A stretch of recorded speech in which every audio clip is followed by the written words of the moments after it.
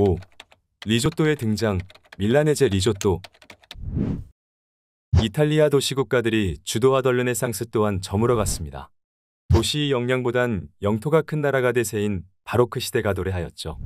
신성로마 제국은 번성하며 이탈리아 중북부에 강한 영향력을 행사하였고 밀라노를 지배하기도 했습니다. 역시나 대국이 된 프랑스 또한 호시탐탐 이탈리아를 노렸으며 신성로마 제국은 스페인과 혼인동맹하며 이에 대응했죠. 이 시기에 밀라노를 대표하는 음식 두 가지, 코톨레타와 리조또가 탄생합니다.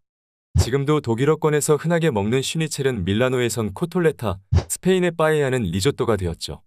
물론 현지에서는 젊은 유리공이 대성당 스테인드 글라스를 만들 때 마을 사람들이 샤프란으로 색을 내는 거라고 조롱하자 샤프란을 마을 잔치 밥에 넣으며 탄생했다고 전해지죠.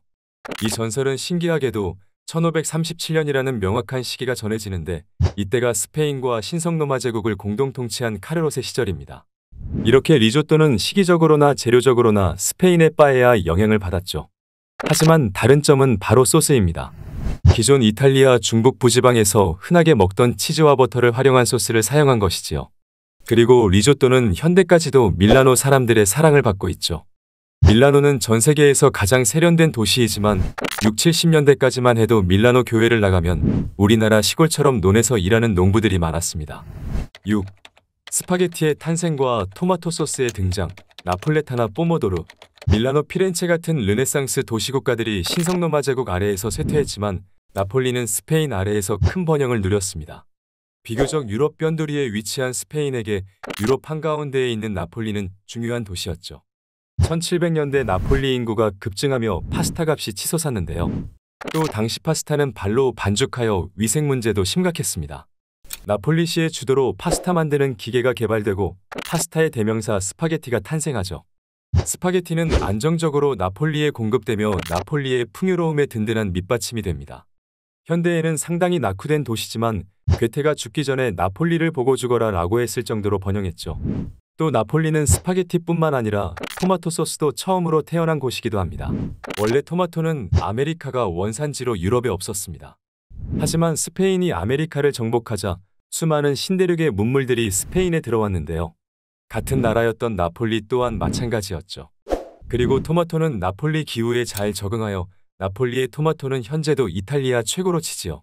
물론 토마토 소스가 처음부터 각광받은 건 아니었습니다. 토마토 소스 중에 푸타네스카라는 이름의 소스를 마트에서 볼 수 있는데요.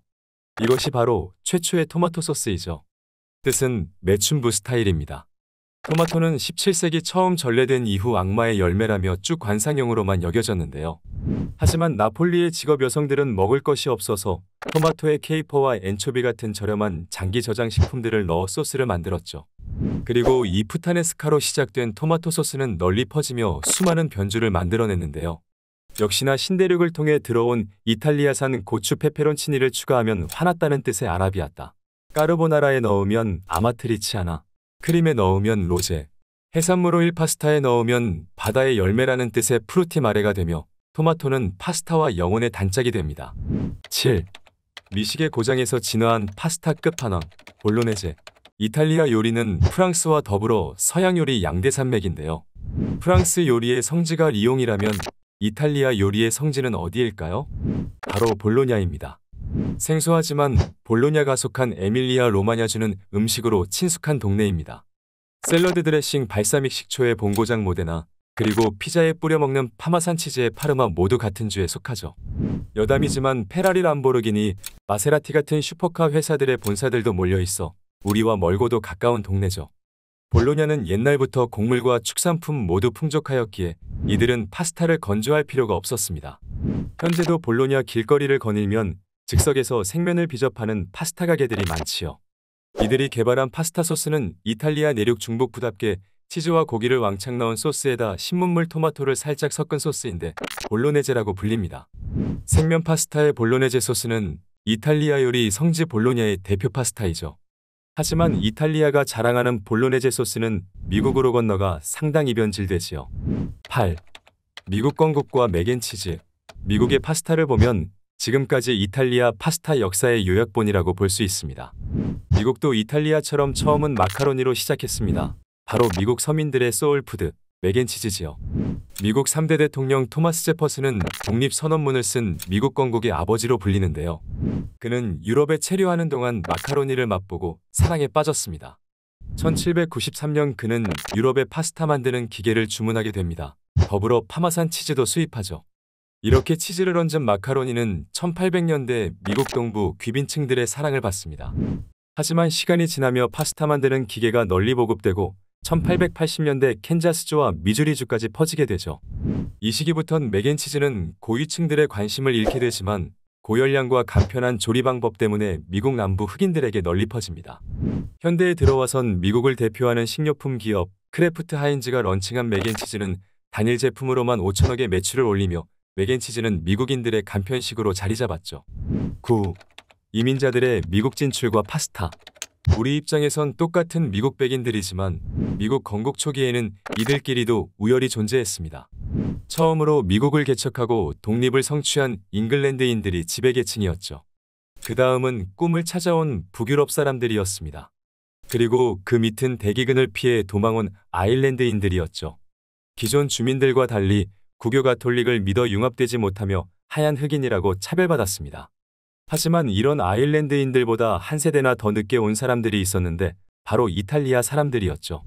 세계 1차 대전으로 경제가 무너지며 중북부에 비해 공업화되지 못한 남부지방에서 많은 사람들이 미국으로 왔습니다.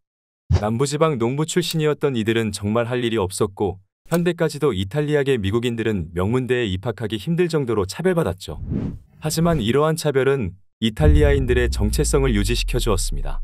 오히려 그들이 철저히 지켰던 이탈리아 남부의 식문화 스파게티와 피자는 미국 식문화의 큰 부분이 되었죠. 물론 처음엔 녹록지 않았습니다.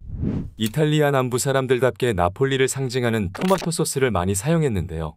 이탈리아 토마토는 씨가 없고 껍질이 얇은 작은 토마토를 사용하는데 미국의 토마토는 씨가 많고 껍질이 두꺼웠죠.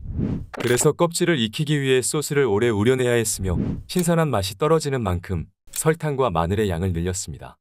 그리고 고기가 흔한 미국인이 여기다 고기를 추가해서 넣어 먹는 경우가 많았는데요.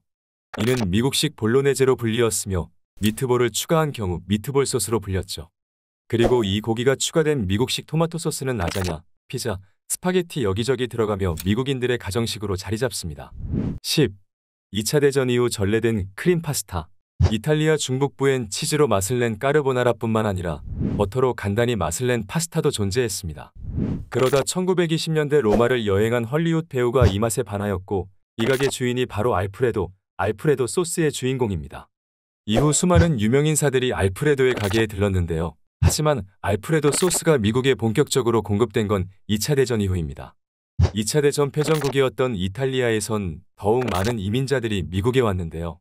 그들이 가져온 치즈와 버터 같은 유제품으로 맛을 낸 파스타 소스는 크림으로 바뀝니다. 아이러니하게도 크림 소스의 대명사 알프레도는 사실 우유에서 유래한 크림으로 소스를 만든 적이 없죠. 이렇게 이탈리아 남부에서 온 토마토 파스타와 중북부에서 온 크림 파스타가 미국을 통해 우리나라로 들어오죠. 그리고 우리가 양식집에서 보는 크림과 토마토라는 파스타 양대 라인이 결성됩니다. 여기에 요즘 오일 파스타들이 매콤한 맛을 추가하며 새로운 다크호스로 떠오르고 있죠. 끝까지 봐주셔서 감사합니다. 구독과 좋아요는 영상 만드는데 큰 힘이 됩니다.